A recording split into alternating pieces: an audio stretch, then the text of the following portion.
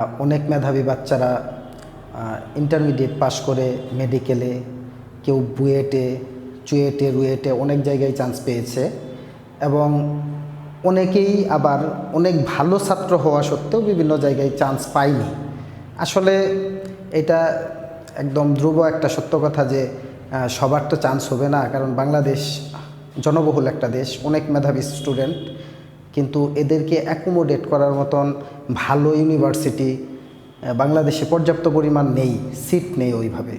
তো আমার কথা হচ্ছে যে ইন্টারমিডিয়েট পাশ করার পরে ছাত্রছাত্রীরা তো তাদের নিজের মতন করে ট্রাই করে।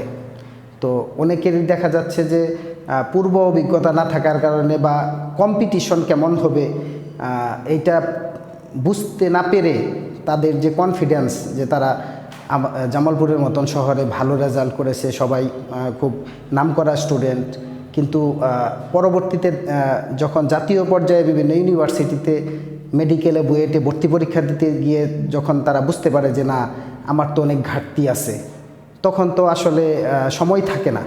যাই হোক, পরবর্তীতে যারা ভর্তি পরীক্ষা দিবে তাদের জন্য আমার পরামর্শ হলো যে বাংলাদেশে একটা ছোট দেশ, অনেক স্টুডেন্ট, অনেক মেধাবী স্টুডেন্ট, অনেকের ভালো রেজাল্ট, অনেকে দারুণ পড়াশোনা করেছে, অনেক ভালো প্রিপারেশন নিয়ে ইউনিভার্সিটিতে ভর্তি পরীক্ষা দিতে যায়, মেডিকেল, বুয়েটে ভর্তি পরীক্ষা দিতে যায়।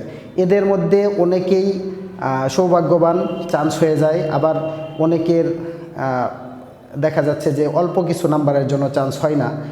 তো আমার অভিমত হচ্ছে যে তোমরা যারা চান্স পাওনি তারা একেবারে ভেঙে পড়ো না। কারণ হচ্ছে যে তুমি ভালো ইউনিভার্সিটিতে পড়েই যে ভালো করা যাবে এরকম না। অনেকেই ন্যাশনাল ইউনিভার্সিটি থেকে পড়ে বিসিএস ক্যাডার হয়েছে বা অনেক বড় বিজনেসম্যান হয়েছে, অনেক বড় কর্মকর্তা হয়েছে। এটা নজির অনেক আছে। আমাদের আশিক মাহমুদ কলেজ থেকেও বিসিএস ক্যাডার হচ্ছে প্রতি বছরই। তো তোমরা ভেঙে পড়বা না, তোমাদের জন্য শুভকামনা থাকলো। আর আরেকটা বিষয় হচ্ছে যে অনেকেই আবার যখন পূর্ণাঙ্গ ইউনিভার্সিটিতে চান্স না পায়, তারা পাবলিক ইউনিভার্সিটিতে ভর্তি হওয়ার একটা আশা পোষণ করে। অনেক ভালো ভালো পাবলিক ইউনিভার্সিটি, প্রাইভেট ইউনিভার্সিটি আছে যাদের সিট সংখ্যা অনেক ছাত্র ভর্তি করতে পারে, কিন্তু সবার সাধ্য এরকম নাই।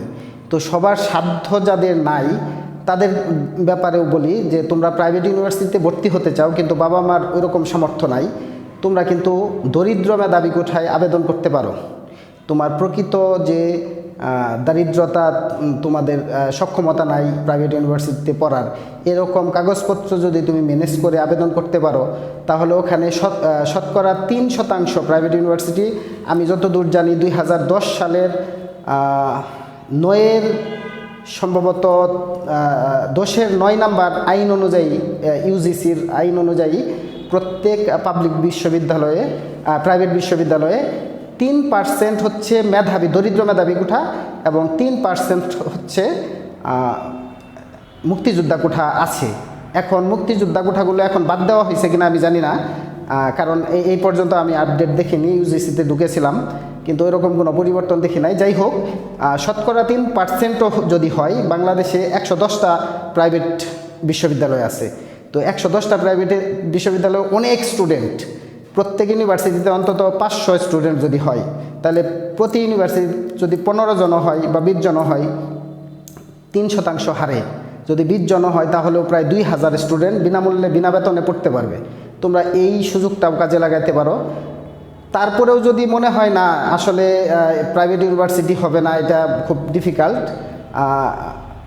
তো তোমরা পরবর্তী বছরের জন্য চান্স দিবা, পরবর্তী বছর পরীক্ষা দিবা এবং খুব ভালো প্রিপারেশন নিয়ে যাবা। নিজের মধ্যে যেন কনফিডেন্স থাকে, না I will do this, I will overcome this exam and I will get admitted in this institution. এরকম একটা কনফিডেন্স যদি থাকে, এরকম যদি ভালো প্রিপারেশন নাও, তোমার ইনশাল্লাহ হবে। কাজেই ভেঙে পড়ো না, তোমাদের জন্য শুভকামনা থাকলো, তোমরা পরবর্তীতে ভালো করবা। ধন্যবাদ।